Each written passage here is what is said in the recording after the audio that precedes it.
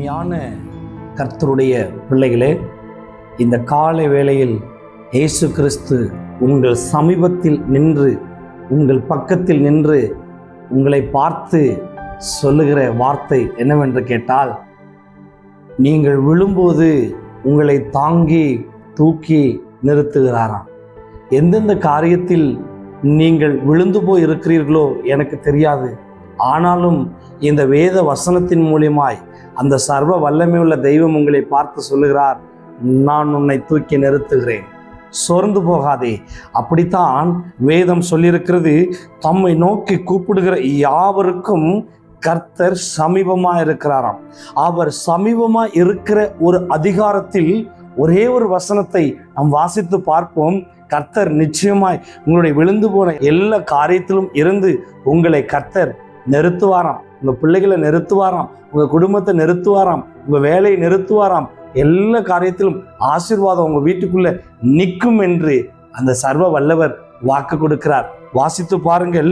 145 சங்கீதம் அதில் 14வது வசனத்தை வாசித்து பார்க்கும் பொழுது, கர்த்தர் விழுகிற யாவரையும் தாங்கி. நம்ம எந்தெந்த காரியத்துல விழுறமோ, விழுகும் பொழுது அவர் தாங்குவாராம். அவர் தாங்கி என்ன செய்கிறாராம்?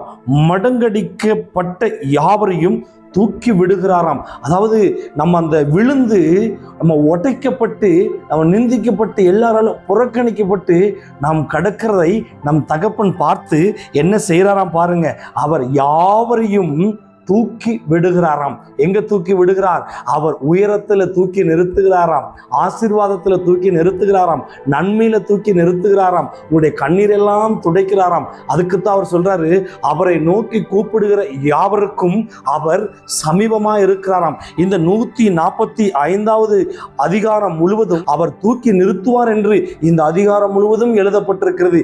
அதுல ஒரு வசனத்தை கர்த்தர் உங்களை பார்த்து சொல்லுகிறார். அந்த வசனத்தை உங்களுக்கு அனுப்புகிறார். நான் நிச்சயம் உங்களை நிறுத்துகிறேன், பயப்படாதீர்கள். நிச்சயமாய் உங்களை உயர்த்துகிறேன், பயப்படாதீர்கள். மனிதர்களுடைய வார்த்தையெல்லாம் உங்களை விழுந்து போக விட்டுச்சா? விழுந்து போயிட்டீங்களா? கவலைப்படாதீங்க. என்னென்ன காரியத்தில் விழுந்து போய் இருக்கிறீங்க? அவமானத்தில் விழுந்து போய் இருக்கிறீங்களா? துக்கத்தில் விழுந்து போய் இருக்கிறீங்களா? கண்ணீரில் விழுந்து போய் இருக்கிறீங்களா? தடையில விழுந்து போய் இருக்கிறீங்களா? கவலைப்படாதீங்க. உங்களை தாங்குகிறதற்கு உங்க தகப்பன் சமீபத்தில் இருக்கிறார், உங்க பக்கத்தில் இருக்கிறார். உங்க பக்கத்தில் இருக்கிற தகப்பன் நீங்க விழுந்தாலும் உங்களை தூக்கி நிப்பாட்ட போகிறார், உங்களை நிப்பாட்டி வாழ வைக்க போகிறார்.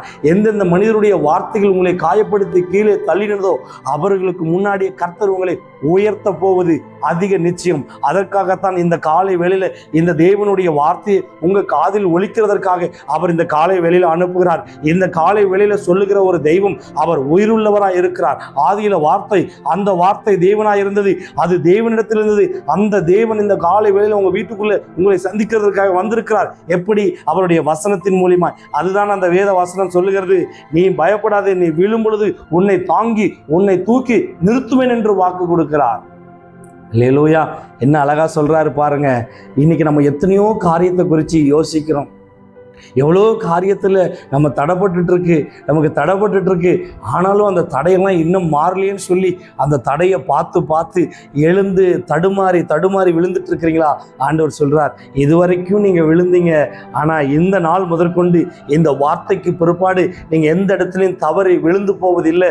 என்னுடைய கரம் உங்களை தேடி வரும், என்னுடைய கரம் உங்களை சுமக்கும், என்னுடைய கரம் உன்னை தப்புவிக்கும், என் கரம் உன்னை வாழ வைக்கும் என்று அவர் வாக்கு கொடுக்கிறார். அவர் வாக்கு கொடுப்பாரானால் அவர் வாக்கு மாற மாட்டார்.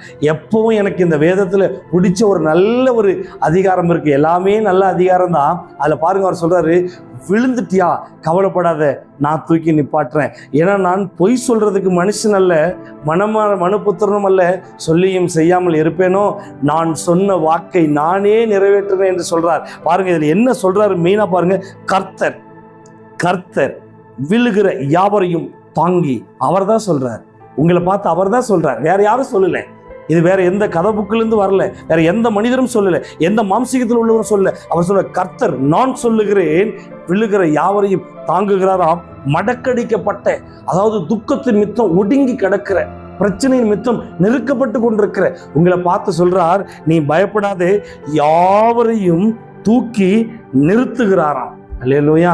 இந்த காலை வேளையில உங்களுடைய வேலை ஸ்தலத்துல கர்த்தர் உங்களை நிறுத்துவார். உங்களுடைய குடும்ப வாழ்க்கையில கர்த்தர் நிறுத்துவார். உங்களுடைய சமாதானத்தின் காரியத்துல கர்த்தர் நிறுத்துவார். உங்களுடைய ஆசீர்வாதத்தின் காரியத்துல கர்த்தர் நிறுத்துவார். இதுவரைக்கும் இருந்த துக்கங்கள் எல்லாம் விழுந்து போனது, நீங்கள் எழுந்தீர்கள். அல்லேலூயா. ஒருவேளை இவ்வளவு நாள் உங்களுடைய துக்கத்துல நீங்க விழுந்து கிடக்கலாம். இப்ப ஆண்டவர் உங்களுடைய துக்கத்தை விழுந்து போக பண்ணிட்டார். கர்த்தர் உங்களை எழுப்பி இருக்கிறார் என்று விசுவாசித்து பாருங்கள். உங்களை தூக்கி இருக்கிறார் என்று விசுவாசித்து பாருங்கள். உங்களை நிறுத்தி இருக்கிறார் என்று விசுவாசித்து பாருங்கள். நிச்சயமா உங்களுக்கு இருக்கிற தடைகள் விழுந்து போயிருக்கும், பிரச்சனைகள் விழுந்து போயிருக்கும், கண்ணீரில் விழுந்து போயிருக்கும், அவமானங்கள் விழுந்து போயிருக்கும், அநேக காரியத்தில் இருந்த அநேக போராட்டங்கள் விழுந்து போயிருக்கும். கர்த்தர் உங்களை தூக்கி நிறுத்தியிருப்பார் என்று இந்த வேத வசனம் சொல்லுகிறது. எந்தெந்த சோர்வுகளில் நீங்க விழுந்து போய் கிடந்தீங்களோ அந்த சோர்வுகளை கர்த்தர் இந்த காலை வேளையில விழப்பண்ணிட்டார். உங்களை கர்த்தர் தாங்கி விட்டார். உங்களை கர்த்தர் தப்புவித்து விட்டார். கர்த்தர் உங்களை தூக்கி நிறுத்தி விட்டார். சந்தோஷமாய் இருங்கள். அதை கர்த்தர் விரும்புகிறார். இந்த வேத வசனத்தின் பிரகாரம் கர்த்தர் உங்களை தாங்குவாராக. இந்த வேத வசனத்தின் பிரகாரம் கர்த்தர் உங்களை தூக்கி உயரத்தில் நிறுத்துவாராக. அப்படியே நடக்கும் என்று வேதம் சொல்லி இருக்கிறது. இந்த வேத வசனத்தின் பிரகாரம் கர்த்தர் உங்களை ஆசீர்வதிப்பாராக. இஸ்ரவேலின் ஜெயபலமானவரே, உங்க கிருபைக்காக தயவுக்காக நன்றி செலுத்துறேன். ஆண்டவரே, காலை வேளையில் இந்த வேத வசனத்தின் மூலியமா உங்க பிள்ளைகளோடு பேசியிருக்கிறீங்க.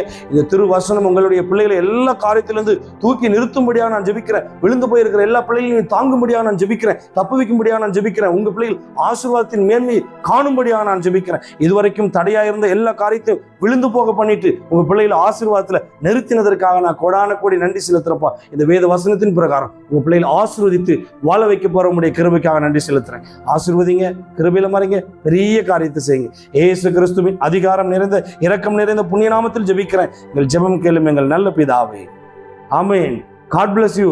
இந்த வேத வசனத்தின் பிரகாரம் கர்த்தர் உங்களையும் உங்க பிள்ளைகளையும் உயர்த்துவாராக.